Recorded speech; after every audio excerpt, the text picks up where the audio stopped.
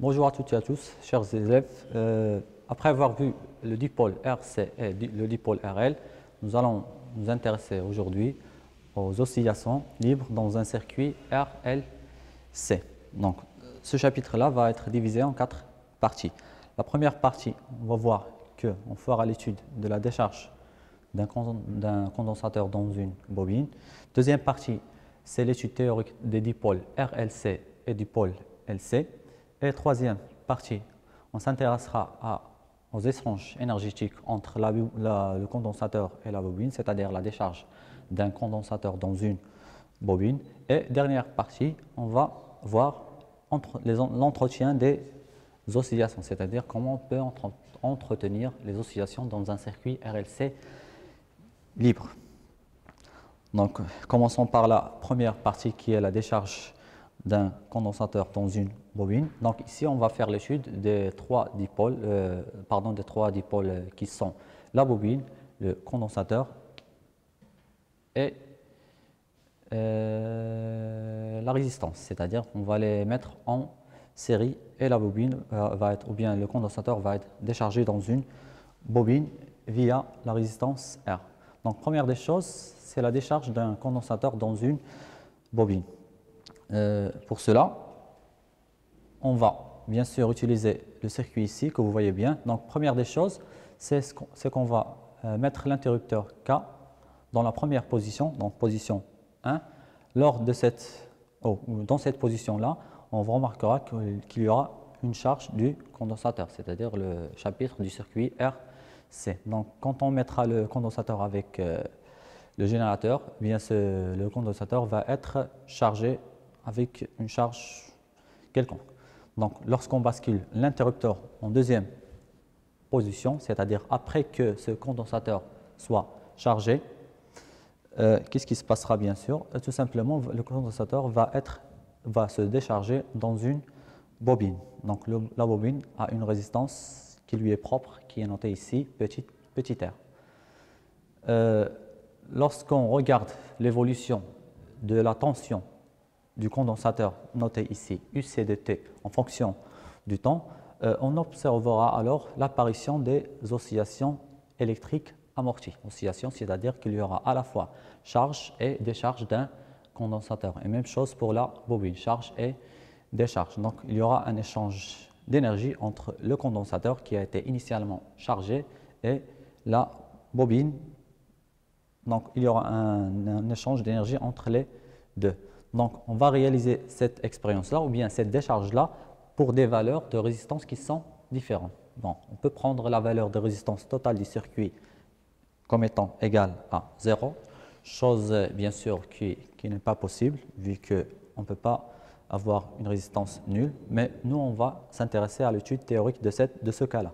Donc résistance, première des choses, bien première expérience, c'est ce qu'on va faire, c'est qu'on va prendre la résistance totale qui sera égale à 0. Deuxième des choses, on va prendre une petite résistance de l'ordre de 10 ohms et on va refaire l'expérience de décharge, mais cette fois en présence d'une résistance importante. On va dire que c'est une résistance qui est grande, donc nulle, petite et grande pour la résistance.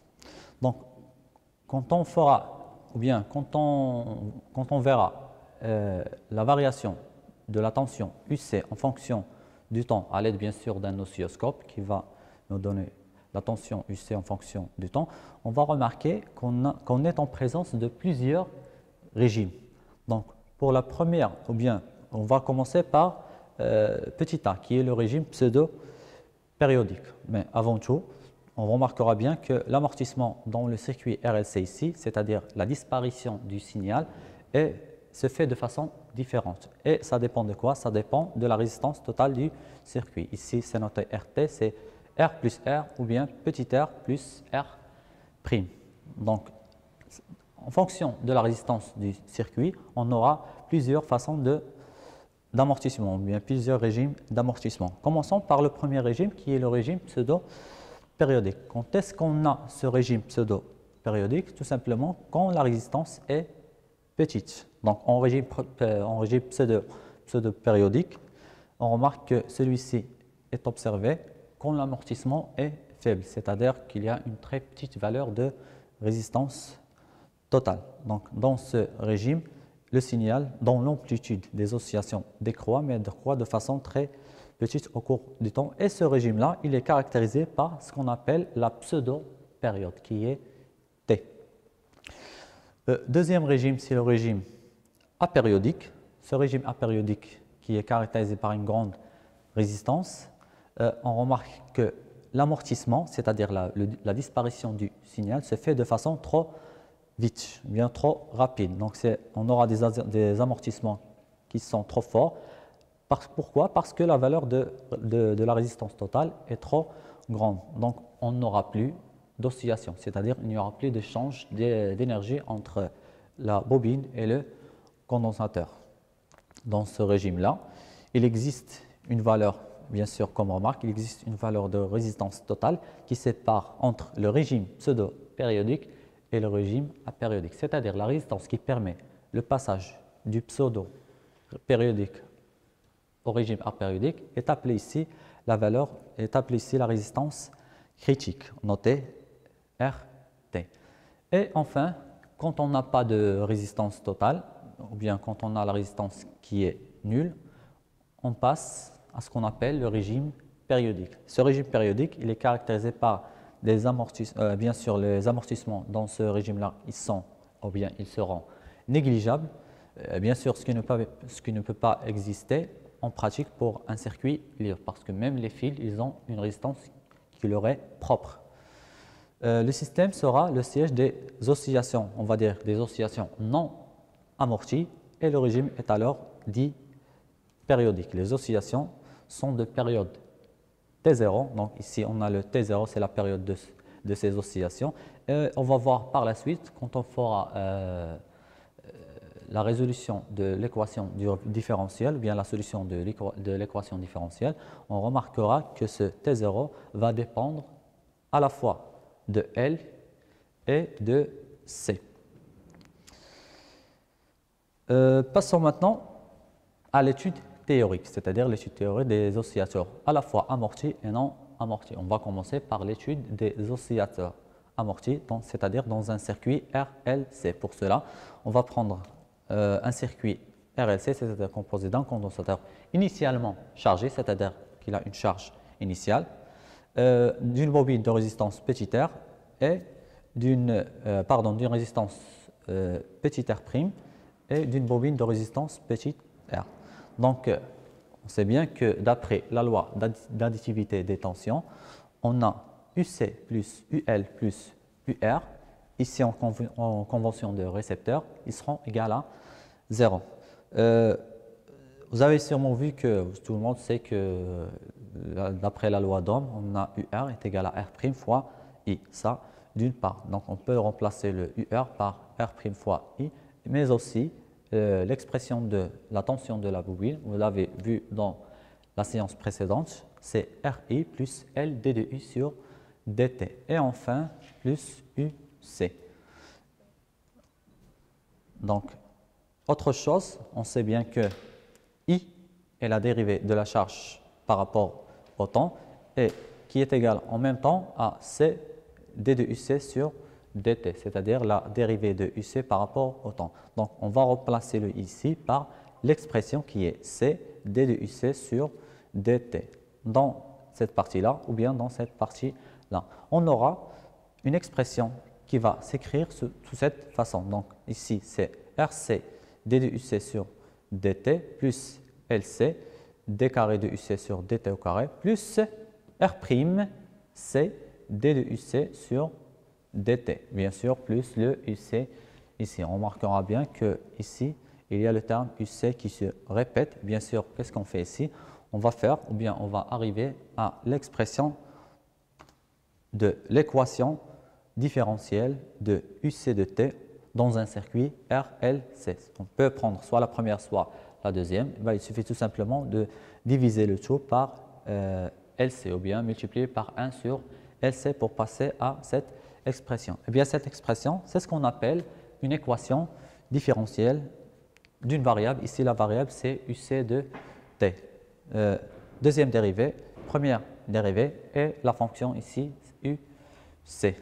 Donc, ça, c'était pour bien sûr l'équation différentielle que vérifie la tension UC dans un circuit RLC. Passons maintenant au circuit LC, c'est-à-dire un circuit dont la résistance est nulle. Donc, dans ce circuit-là, on remarquera bien qu'il y a absence de résistance et même la bobine est de résistance, on va la considérer comme étant une résistance négligeable. D'après la loi d'additivité des mailles, on a ici UC plus UL sera égal à 0. Même chose qu'on a fait précédemment. Ici, c'est UL, ce sera égal à RI plus L dDI sur dt plus UC, qui sera égal à 0. Et aussi, on va remplacer toujours le I par C dDUC sur dt, ici et ici. Donc, on aura une deuxième dérivée de UC et la première dérivée de UC, chose qui va être écrite sous cette forme-là. Donc, ici, ce sera LC d carré de UC sur dt au carré, c'est-à-dire la seconde dérivée, plus UC qui sera égal à 0. Donc, ici, on peut prendre soit cette expression-là, soit on peut prendre une autre expression, on peut diviser par le coefficient LC. Donc, on aura l'expression suivante qui est d carré de UC sur dt au carré plus 1 sur LC fois UC qui sera égal à 0. On n'a fait que diviser sur LC et LC. Donc, cette équation-là, c'est tout simplement l'équation différentielle que vérifie la tension UC ou bien UC de T dans un circuit LC, c'est-à-dire quand on a une résistance qui est négligeable. Donc ça, c'était pour le circuit dont les oscillations sont non amorties, c'est-à-dire le circuit LC. Comme remarque, il faut bien faire une remarque concernant cette expression-là. On peut aussi prendre une autre équation différentielle qui est l'équation que vérifie la charge Q, puisque on sait bien d'après le dipôle, bien le chapitre dont on a étudié le dipôle RC, on sait bien que le Q est égal à C fois UC, c'est-à-dire que le UC sera égal à Q sur C. Donc, on n'a qu'à remplacer le UC par Q sur C dans la première et dans la deuxième expression. Donc, on aura une autre équation différentielle. Eh bien, cette équation différentielle qui sera propre à la charge Q, c'est-à-dire une équation différentielle que vérifie la charge Q de T dans un circuit LC. Donc, ça peut être soit en fonction de UC, soit en fonction de Q, qui est la charge du condensateur. Donc ça, c'était pour la première partie, bien sûr, la partie qui s'intéresse à l'étude théorique du circuit RC et RLC. En attendant de vous voir dans la deuxième partie, dans la deuxième partie, on fera bien sûr une autre chose, c'est-à-dire qu'on va résoudre les équations différentielles du circuit LC. Donc, dans l'étude théorique des oscillateurs non amortis du circuit LC, on va s'intéresser à la résolution de l'équation différentielle. Et bien sûr, la résolution de l'équation différentielle ne se fait que pour les circuits LC. Prenons l'équation précédente, c'est-à-dire l'équation différentielle que vérifie UC, qui est d carré de UC sur dt au carré sur plus 1 sur LC fois UC, qui sera égal à 0. Donc, ce genre d'équation, il accepte comme solution l'expression suivante, qui est UC de T, Umax, qui sera égal à Umax, cosinus de pi sur T0 fois T plus phi. Donc, c'est la solution pour ce genre d'équation différentielle. Dans cette solution, le Umax est appelé amplitude de la tension, c'est-à-dire la tension maximale d'un condensateur. Phi, c'est ce qu'on appelle la phase à l'origine des dates. Elle s'exprime en radians.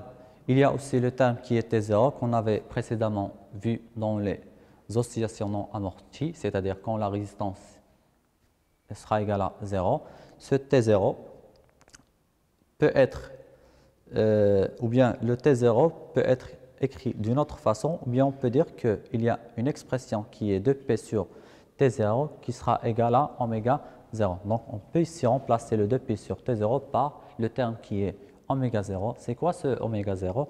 C'est ce qu'on appelle la pulsation propre des oscillations. Donc soit on écrit l'équation ou bien la solution en fonction de oméga 0 ou bien tout simplement en fonction de 2pi sur t0. Donc pour les deux premières qui sont le Umax et le Phi, ces deux-là, on va voir par la suite qu'on peut les déterminer par des conditions initiales, c'est-à-dire à l'instant t égale à 0.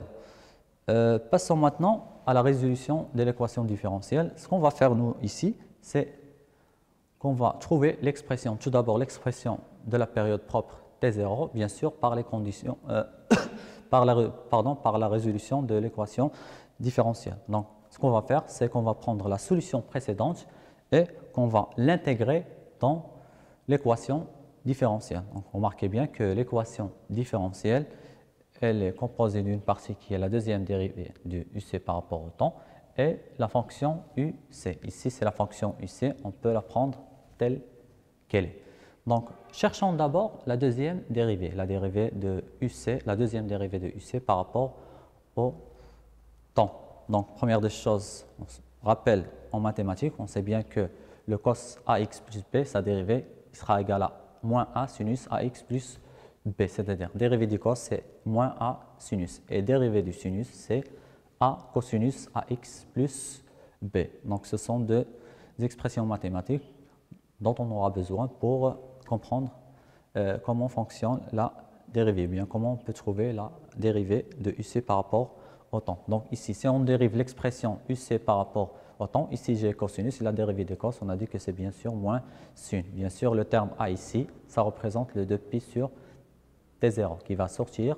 Donc on aura moins UM 2pi sur T0, sinus 2pi sur T0 fois T plus phi, c'est la première dérivée de UC par rapport au temps. Passons maintenant à la deuxième dérivée. Bien sûr, le sinus, il aura comme dérivée le A cosinus. Donc, si on dérive une deuxième fois l'expression précédente, ici, on aura un terme qui s'écrit sous cette façon-là.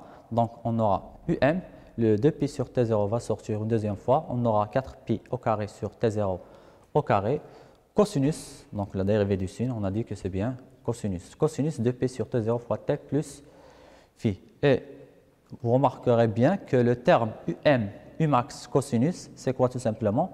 Si on revient en haut, le Umax cosinus, c'est tout simplement l'expression de UC. Donc, ce qu'on va faire pour simplifier l'écriture, on va remplacer le Umax cosinus 2pi sur T0 fois T plus phi par l'expression UC et on aura la seconde dérivée qui va s'écrire sous cette façon, qui sera moins 2pi sur T0, le tout au carré, fois UC. Ça, c'était l'expression de la deuxième dérivée qu'on va remplacer ou bien qu'on va intégrer dans l'équation différentielle. Donc, on aura une équation différentielle qui va s'écrire sous cette forme, qui sera tout simplement la dérivée seconde plus 1 sur LC fois UC qui sera égal à 0. Bien, on peut factoriser par le terme UC, donc on aura l'expression suivante et cette expression sera égale à 0 toujours.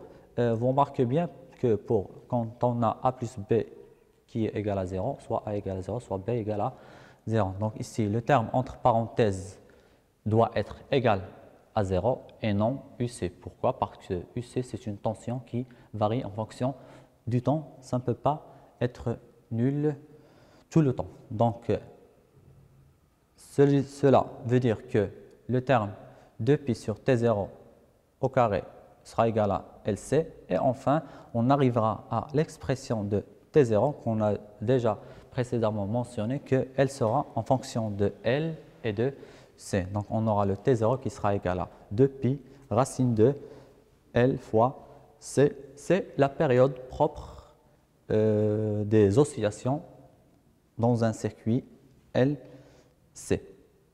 Donc, ça, c'était pour le T0.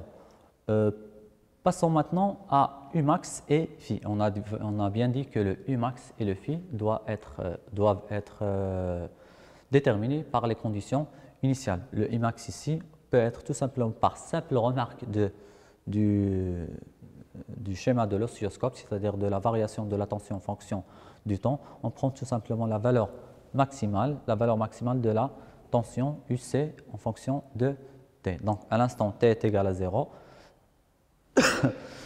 on a UC à l'instant T est égal à 0 qui sera égal à quoi? Il sera égal à Umax cosinus de phi. On remarque bien que ici, dans cet exemple-là, à l'instant T égal à 0, le UC qui est égal à Umax. Donc on peut remplacer le UC par quoi? Par tout simplement Umax. Ça va nous donner Umax qui est égal à Umax cosinus phi. C'est-à-dire que le cos phi sera égal à Umax sur Umax qui sera égal à 1. Et pour que le cos phi soit égal à 1, tout simplement le phi doit être égal à 0. Et cette valeur-là, ça peut être changé en fonction des conditions initiales. Ici, on a pris le simple exemple, c'est qu'à l'instant t est égal à 0, on a le Umax, on a le UC de t0 est égal à Umax. Et c'est une valeur qui sera en radians. Ça, c'était pour les valeurs ou bien pour l'expression à la fois de T0 et de Umax et de phi. Bien sûr, ici, l'expression générale précédente. Maintenant, on peut l'écrire de façon très précise ou bien une solution qui peut s'écrire sous cette forme-là. On peut remplacer le Umax vu qu'il a été précédemment chargé par un générateur dont la tension qui est égale à E. Donc, on peut remplacer le Umax par le E. Et le phi ici, on a trouvé dans cet exemple-là, pas toujours dans cet exemple, on a trouvé que le phi qui est égal à 0. Aussi, le T0, on peut remplacer le T0 par racine de 2P, le T0 par 2P racine de L fois C pour écrire la solution finale qui sera égale à UC, ou bien qui sera écrite sous cette forme, UC de T qui est égal à E cosinus 1 sur racine de LC fois T. Donc, soit la première, soit la deuxième. C'est ce qu'on appelle la solution particulière et non pas la solution générale. Donc, ici, on s'intéresse, ou bien on veut trouver la solution particulière de la fonction UC de T en fonction du temps. Donc, ça, c'était pour les constantes qui sont à la fois T0, Umax et phi qui concernent bien sûr la solution d'une équation pour le circuit LC. Donc, ça, c'était pour la deuxième partie. Dans cette deuxième partie, on a vu la résolution de l'équation différentielle. On a trouvé l'expression de la solution de l'équation différentielle. Donc, en attendant, on va passer à la troisième partie, cette troisième partie, dans laquelle on fera l'échange énergétique entre le condensateur et la bobine. Et la dernière partie, on va voir par la suite l'entretien des oscillations dans un circuit qui va contenir bien sûr un générateur. Donc le rôle de ce générateur, c'est de conserver ou bien d'entretenir les oscillations, même en présence d'une résistance. Et d'ici là, je vous souhaite bonne chance.